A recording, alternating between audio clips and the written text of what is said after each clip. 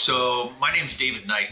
I'm the Vice President of Operations for Rodizio. My role is to help sell franchises, get new units open, and then support the operations of those units that are open going forward.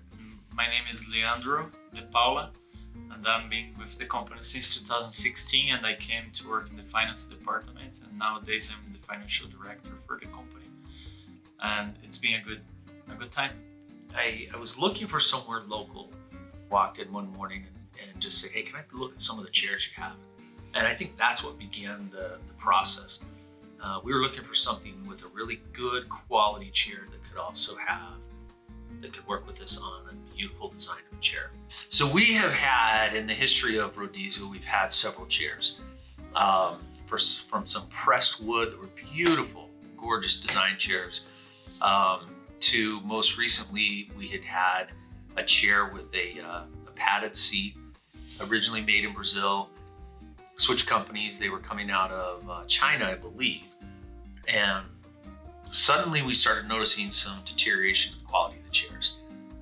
They were cracking, they were breaking, they were starting to wobble, and we even had some chairs collapse. They were just held together by glue, right?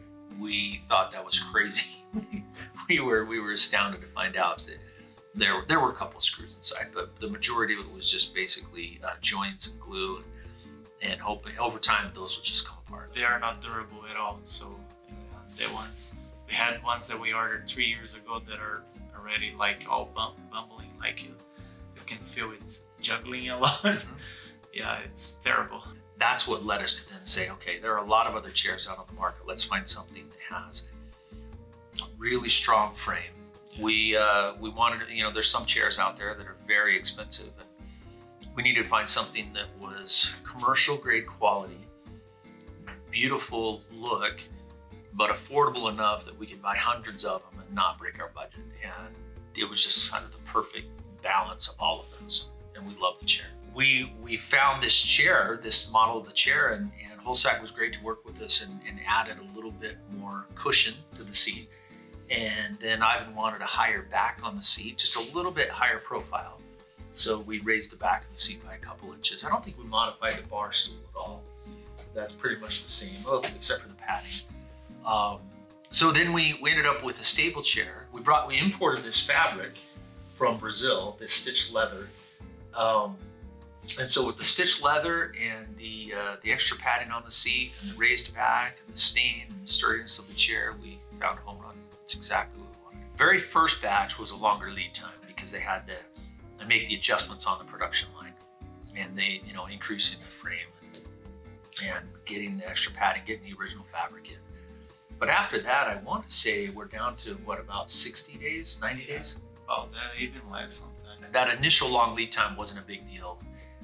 After that, and an ongoing operation, for example, that decides that they just need to replace their chairs, they wanted it 30 days. They wanted it less than 60 days. So the lead times have worked for us.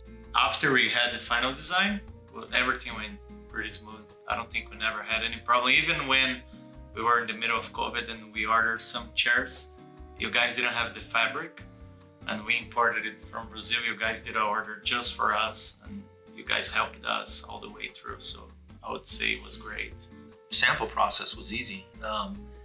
We didn't have any hiccups, any problems with that, really. Super friendly, super accommodating, willing to meet me after hours if needed. They really listened and understood what we were asking. And they said, I think it was never a hard no. It's like, let me ask, let me find out. I have no complaints. The salespeople were awesome. So one of the ironic things, and it's true probably in most businesses, is the stuff that's working well, the wheel doesn't squeak. Meaning, we don't necessarily have a lot of conversations with Holsag and Mighty. Just, they're there, and we know they're there, and we have the chairs. But it would be really bad if we had to keep calling and saying, these chairs aren't holding up. What's wrong? We've got cracks. They're falling apart. This stuff's not built right. If we had a lot of communication, it would actually be a bad thing.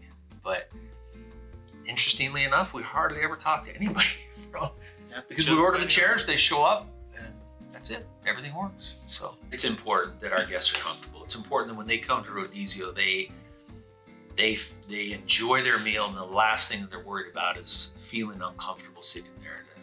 If they leave and something wasn't right, they may not even know what wasn't right. They may not even realize, oh, that was an uncomfortable chair, but they just remember not feeling great while they were at the restaurant. So we want them to leave and feel awesome about how everything was. Want to come back again? Yeah, exactly. So yeah, I think in summary, I mean, this is probably one of the smarter moves we've made operationally in the restaurant, is to just upgrade the quality of the chair from, you know, the chairs lasting a long time. You know, we could have bought cheap chairs and replaced those cheap chairs and had guests fall on the floor and had just a bad look. But we got a quality chair that's going to last us a long time, that is going to provide a lot of comfort for our guests. It looks beautiful. It's easy to clean. It's easy to maintain. So this was just a really smart, I think, business decision to buy these chairs.